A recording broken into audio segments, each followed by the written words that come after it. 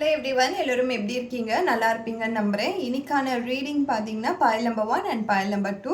உங்கள் நோ கான்டாக்டில் உங்கள் பர்சன் வந்து மிக்ஸ்டு சிக்னல்ஸை கொடுத்துட்ருக்காங்க. அப்படின்னும் பொழுது உங்களுக்கு பிரபஞ்சம் கொடுக்கக்கூடிய வழிகாட்டுதல் என்ன அப்படின்னு நம்ம ஒரு எனர்ஜி கனெக்டடாக இந்த ரீடிங்கை பார்க்கலாம். ஸோ இது வந்து ஒரு இன்ட்யூட்டிவ் ரீடிங் தான். Boil number 1 and boil number 2 இந்த ரெண்டு நம்பர்ஸில் உங்களுக்கு எது பிடிச்சிருக்கோ சூஸ் பண்ணியிருக்கோங்க. உங்களுக்காக பிரபஞ்சம் கொடுக்கக்கூடிய வழிகாட்டுதல் என்ன, நம்ம ஒரு ப்ராப்பரான ரீடிங் நம்ம பார்த்துடலாம். உங்கள் பர்சனோட நேம், உங்களோட நேமை கமெண்ட் செக்ஷனில் கமெண்ட் பண்ணிவிட்டு இந்த எனர்ஜியோட கனெக்ட் ஆகிக்கோங்க. பக்காவான ஒரு ரீடிங்கை நம்ம இப்போ பார்க்கலாம். ஸோ ஃபஸ்ட்டு பைல் நம்பர் 1 நினச்சவங்களுக்கான ரீடிங்ஸ். நீங்கள் நோ கான்டாக்ட்ஸில் இருக்கீங்க, உங்கள் பர்சன் வந்து மிக்ஸ்டு சிக்னல்ஸ் தான் கொடுத்துட்ருக்காங்க. வராங்க, மறுபடியும் நோ கான்டாக்ட் ஆகுது, மறுபடியும் போகிறாங்க, மறுபடியும் கொஞ்சம் பிரேக் எடுக்கிறாங்க, மறுபடியும் வராங்க, இப்படியே ரிப்பீட் ஆகிட்டே இருக்குது. உங்களுக்கு என்ன முடிவு எடுக்கிறதுனே தெரியல. ஸோ இப்படின்னு இருக்கும்பொழுது பிரபஞ்சம் உங்களுக்கு சொல்லக்கூடிய வழிகாட்டுதல் என்னன்னு நம்ம பார்த்துடலாம். ஸோ ஃபர்ஸ்ட் பைல் நம்பர் 1 நினச்சவங்களுக்காக வரக்கூடிய ரீடிங்ஸ் என்ன மாதிரியான பிளஸ்ஸிங்ஸ் இந்த யூனிவர்ஸ் தராங்க அல்லது கைடன்ஸாக தராங்களா, உங்கள் பர்சனோட எனர்ஜியில் என்ன இருக்குது அப்படின்னு நம்ம பார்த்துருவோம். ஸோ கிங் ஆஃப் வான்ஸு, உங்கள் பர்சன் வந்து யார் சொன்னாலும் அடம் பிடிச்சிட்டு ஸ்டபனாக இருக்கக்கூடிய ஒரு கேரக்டர். யார் என்ன சொன்னாலும் நான் செய்யறது தான் கரெக்டு, ஒரு ரொம்ப செல்ஃபிஷாக இருக்கக்கூடிய ஒரு பர்சனாக இருக்காங்க. ஃபஸ்ட்டு இந்த பர்சன் கிட்ட போய் நீங்களே வந்து ஒரு சிச்சுவேஷன் இப்படி ஆயிடுச்சு, நானும் சண்டை போட்டுட்டேன், நீயும் ரொம்ப சண்டை போட்டுட்ட, இனிமேல் சுமூகமாக இந்த ரிலேஷன்ஷிப்பை கொண்டு போகலாம் அப்படின்னு நீங்கள் நினைக்கிறீங்க. நீங்கள் போய் பேசுகிறீங்கனாலும் அவங்க வந்து பார்த்தீங்கன்னா ஒரு மாதிரி அடமெண்டா நான் சொல்கிறது தான் கரெக்டு, நீ தப்பு அப்படின்ற அந்த மென்டாலிட்டி கொண்ட ஒரு ஸ்டபர்னான அரகென்ட்டான ஒரு கேரக்டராக இருக்காங்க. ஸோ நீங்கள் வந்து பேசும்பொழுது நான் கேட்குறேன் அப்படின்ற அந்த தோரணை இருந்தாலும் அவங்க மனசுக்குள்ளே பார்த்தீங்கன்னா அந்த அக்ரஸிவ்னஸ், ஈகோ தான் போயிட்டே இருக்கும். யார் பேச்சையும் கேட்க மாட்டாங்க. இவங்க கிட்ட போய் இவங்க ஃப்ரெண்ட்ஸே சொல்கிறாங்க இவங்க ரொம்ப நல்லவங்க, இவங்க ஏதோ ஒரு சின்ன தப்பாயிடுச்சு உங்கள் 2 பேருக்கும், மறுபடியும் நீங்கள் பேச்சப் ஆகிக்கோங்க, மறுபடியும் பேசுங்க, எதுக்கு இத்தனை வருஷம் ரிலேஷன்ஷிப் பண்ணி விட்டுட்டு வர, இப்படிலாம் பேசினாலும் இவங்க கேட்கவே மாட்டாங்க. நான் எடுக்கிற டெசிஷன் கரெக்டு தான் அப்படின்னு சொல்லி இவங்க என்ன பண்ணிகிட்ருக்காங்கன்னா உங்கள் பர்சனோட எனர்ஜியில் பார்த்தீங்கன்னா இவங்க நீங்கள் இருக்கும்பொழுதே வேறு ஏதோ ஒரு விஷயத்தை நோக்கி அவங்களுடைய கவனத்தை செலுத்திட்டு இருக்காங்க. நீங்கள் கவனமாக இருந்துக்கோங்க. இதை ரெசனேட் ஆச்சுன்னா எஸ்ன்னு சொல்லுங்கள். ரொம்ப நீங்கள் வந்து ரொம்ப இன்டென்ஸான ஒரு பவர்ஃபுல்லான நம்பிக்கையோடு இருக்கிறீங்க. ஒரு இன்ஃபினிட் பாசிட்டிவ் நடக்கும் லைஃப்பில், ஒரு இன்ஃபினிட் பாசிட்டிவோட என்னுடைய லவ்வை நான் பார்க்குறேன் அப்படின்னு நீங்கள் ப்ரொடெக்ட் பண்ணி வச்சிட்ருக்கீங்க. இந்த பர்சன் பார்த்தீங்கன்னா ரொம்ப நாளுக்கு முன்னாடியே, ரொம்ப ஒரு 2-3 வாரத்துக்கு முன்னாடி, ஒரு மாதத்திற்குள்ளேயே பார்த்தீங்கன்னா வேற ஒரு பர்சன் கூட பேச ஆரம்பிச்சிட்டாங்க உங்கள் பர்சன்.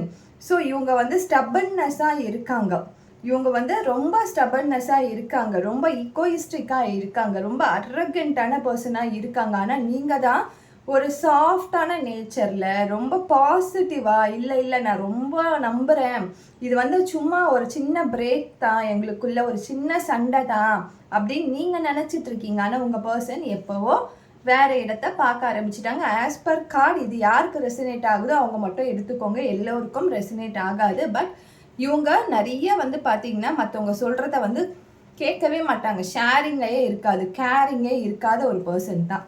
ஸோ நீங்கள் தான் வந்து எல்லா இமோஷன்ஸையுமே அவங்க மேலே போட்டுட்டு வெயிட் பண்ணிகிட்ருக்கீங்க. எல்லா இமோஷன்ஸுமே உங்ககிட்டேருந்து அவங்களுக்கு ட்ரான்ஸ்ஃபர் ஆகிருக்கே கண்டி அவங்கக்கிட்டேருந்து உங்களுக்கு எந்த மாதிரியான நல்ல இமோஷன்ஸுமே வரலை.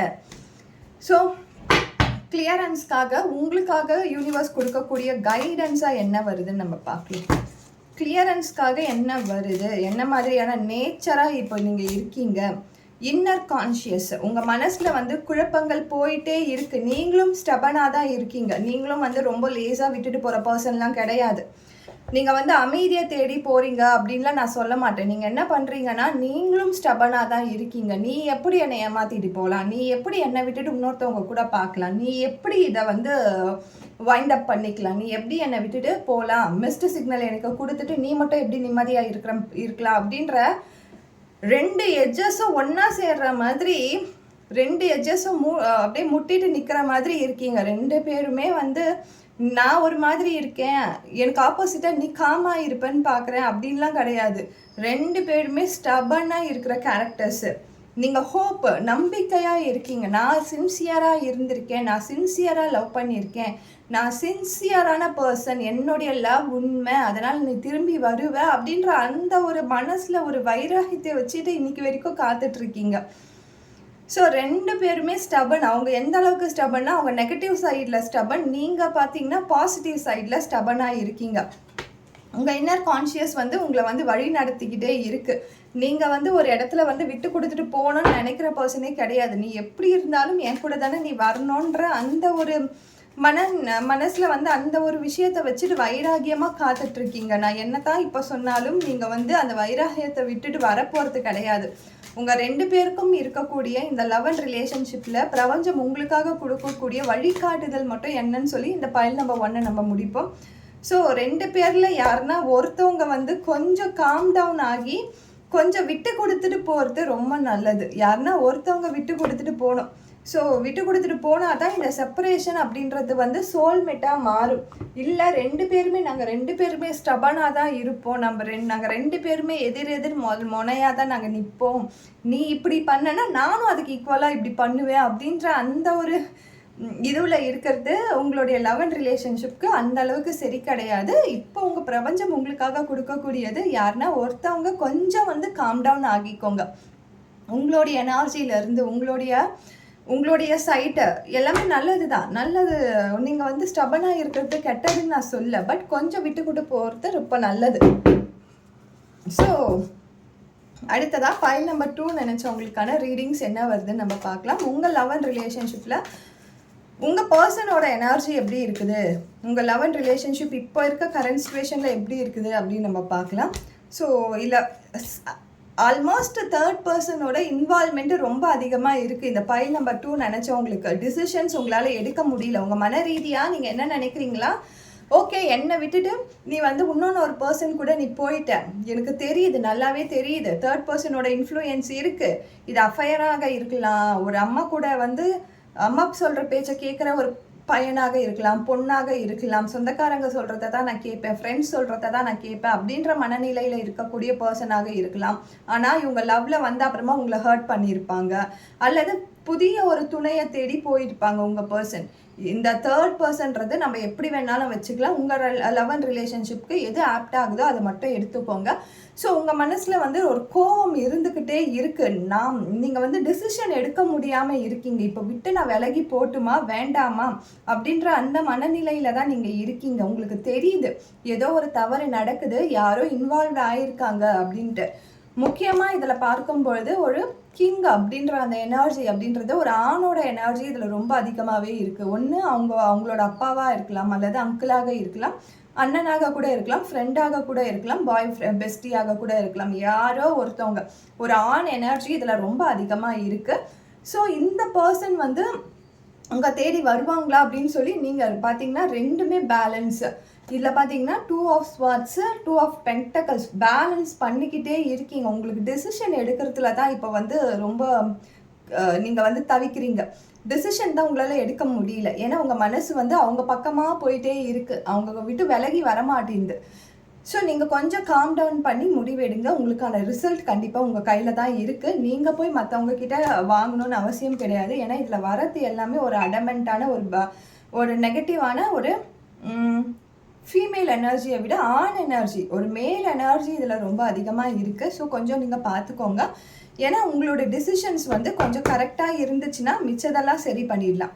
ஏன்னா இவங்க வந்து ஆல்ரெடி வேற ஒருத்தவங்களோட கட்டுப்பாட்டில் தான் இருக்காங்க. பைல் நம்பர் 2 நினச்சவங்க அவங்க கட்டுப்பாட்டில் அவங்களோட தாட்ஸ் இல்லை, அவங்க லைஃபுமே இல்லை, அவங்க வேற ஒருத்தவங்களோட கட்டுப்பாட்டில் தான் இருக்காங்க. ஸோ நீங்கள் ஆல்ரெடி ஒரு டெசிஷன் எடுத்திருப்பீங்க, ஆனால் அந்த டெசிஷனை உங்களால் முழுசாக வந்து ப்ரோக்ரெசிவாக கொண்டு போக முடியல. அதை டே டு டே லைஃப்பில் அதை வந்து உங்களால் இம்ப்ளிமெண்ட் பண்ண முடியல. உங்கள் மனசில் ஒரு முடிவு ஆல்ரெடி எடுத்திருக்கீங்க, ஸோ அந்த டெசிஷனில் உங்களால் இருக்க முடியல, அவ்வளோதான். ஸோ உங்களுக்காக பிரபஞ்சம் சொல்லக்கூடிய வழிகாட்டுதல் என்னன்னு நம்ம பார்ப்போம். ஸோ உங்களுக்காக பிரபஞ்சம் சொல்லக்கூடிய வழிகாட்டுதல் என்ன அப்படின்னு நம்ம பார்த்தோன்னா, எம்ப்ரேஸ் யுவர் வாய்டு. இந்த இந்த வெற்றிடத்தை, இந்த கேப்பை கூட நீங்கள் எம்ப்ரேஸ் பண்ணுங்க. இந்த ஒரு கேப்புமே உங்கள் லைஃப்பில் உங்களுக்கு ஒரு பெரிய விஷயத்துலேருந்து காப்பாற்ற தான் வந்திருக்கு. உங்கள் 2 பேருக்கும் இருக்க இந்த வாய்டு இருக்கு இல்லையா, அந்த கேப்பு, இந்த பபிள் உருவாக்கி இருக்கிறது இல்லையா, அது வந்து உங்களுக்கு வந்து நல்ல விஷயம்தான். நீங்கள் ஒரு டிசிஷன் எடுத்து அதில் வந்து ஒரு தீர்க்கமாக வந்து நீங்கள் ஆல்ரெடி அழுந்தெல்லாம் முடிச்சுட்டு இருப்பீங்க. நீங்கள் வந்து ஃபேஸ் ஆஃப் செகண்ட் லைஃப்பில் தான் இருக்கீங்க. அதாவது மூவ் ஆன் அப்படின்ற அந்த ஃபேஸில் தான் இருப்பீங்க. நீங்கள் வந்து ரைட் த ஸ்டார்ம்ன்ற மாதிரி கஷ்ட காலத்தெல்லாம் கடந்து தான் வந்துட்டீங்க. ஆனால் உங்கள் மனசு தான் நீங்கள் சொல்கிறத கேட்க மாட்டேங்குது. டிசிஷனில் எடுக்கிறதுல வந்து ஒரு டிசிஷன் எடுக்கிறீங்க ஒரு நாள், ஆனால் அதை நீங்கள் கோப் அப் பண்ணிக்க மாட்டேன்றீங்க. அதை கரெக்டாக ஃபாலோ பண்ண மாட்டேன்றீங்க. அவ்வளோதான். பைல் நம்பர் 2 நினச்சவங்க ரொம்ப ஸ்ட்ராங்கான ஒரு எனர்ஜியில் தான் இருக்கீங்க. ஏன்னா உங்களுக்கே வந்து அவங்க என்ன பண்ணிட்டு இருக்காங்கன்னு தெரியுது. அவங்க யார் கூட இருக்காங்க, அவங்க யாரை பேச்சு கேட்டுட்டு இருக்காங்க, எல்லாமே உங்களுக்கு புரியுது. ஆனால் ப்ராக்டிக்கல் ரியாலிட்டியில் உங்களால் இம்ப்ளிமெண்ட் பண்ணிக்க முடியல. ப்ராக்டிக்கல் ரியாலிட்டியில் அதுதான் உண்மை அப்படின்றத ஏற்றுக்க முடியல, அவ்வளோதான். மற்றபடி உங்கள் மைண்ட் வந்து மூவ் ஆன் ஆகிறதுக்கோ அல்லது வேறு விஷயத்துக்கோ அது வந்து ரெடியாக தான் இருக்குது. உங்களுக்கு வந்து நான் வந்து உங்களுக்கு வந்து வேறு எதனா சொல்லணும்னு அவசியம் கிடையாது. ஏன்னா உங்களுக்கே எல்லாமே தெரியுது. ஒரு ஃபீனிக்ஸ் பறவை மாதிரி இருக்கீங்க. ஒரு ஃபீனிக்ஸ் பறவை மாதிரி ஒரு சிச்சுவேஷனுக்காக வெயிட் பண்ணிகிட்ருக்கீங்க. கண்டிப்பாக நீங்களே ஒரு ஃபீனிக்ஸ் பறவை தான். நீங்கள் வந்து இப்போ நினைக்கும்போது நீங்கள் யோசிக்கலாம், நான் என்னடா பண்ணிட்டேன், எனக்கு இப்படி ஃபீனிக்ஸ்லாம் சொல்கிறீங்களே அப்படின்னு யோசிக்கலாம். பட் ஒரு பெரிய சாப்டர் ஆஃப் லைஃப்லேருந்து நீங்கள் கடந்து வந்திருப்பீங்க. ஒரு பெரிய சாப்டர் ஆஃப் தோல்வியோ ஏமாற்றத்துலேருந்து கடந்து வந்திருக்கீங்க. நீங்களும் ஒரு ஃபீனிக்ஸ் பறவை தான். உங்கள் காதல் வாழ்க்கையில் நீங்கள் நம்பி இருந்தவங்க இன்னொருத்தவங்க கூட போகிறத நீங்கள் பார்த்துருக்கலாம். இன்னொருத்தவங்க கூட இருக்கிறத நீங்கள் பார்த்துருக்கலாம். இன்னொருத்தவங்களை வந்து எம்ப்ரேஸ் பண்ணுறத நீங்கள் பார்த்துருக்கலாம். இன்னொருத்தவங்களை வந்து உங்களுக்கு ரீப்ளேஸ்மெண்ட்டாக கொண்டு வரதை நீங்கள் பார்த்துருக்கலாம். கேமரா மெமரிஸ் உங்களுக்குள்ளே இருக்குது. ஆனால் உங்கள் மைண்ட் வந்து இப்போது ஃபிக்ஸ் பண்ணிடுச்சு. ஓகே, இவங்க ஃபேஸை நான் ரிவீல் பண்ணிட்டேன், எனக்கு தெரிஞ்சிடுச்சு, நான் இதிலேருந்து விட்டு விலகிறது நல்லதுன்னு உங்கள் மைண்டுக்கு வந்து புரியுது. ஆனால் ப்ராக்டிக்கலாக உங்களால் அப்ளை பண்ண முடியல. ஸோ அதை அப்ளை பண்ணும்போது கண்டிப்பாக நீங்களே அதிலேருந்து வெளியில் வந்துடுவீங்க. உங்களுக்கான ஒரு நியூ ஃபேஸ் ஆஃப் லைஃப் கண்டிப்பாக அமைஞ்சிடும். ஸோ நிறைய பேர் இதை பார்த்துருப்பீங்கன்னு நம்புகிறேன். Thank you so much. நிறைய பேருக்கு இது ரெசனேட் ஆகிருக்கணும்னு நான் நம்புகிறேன். Thank you so much.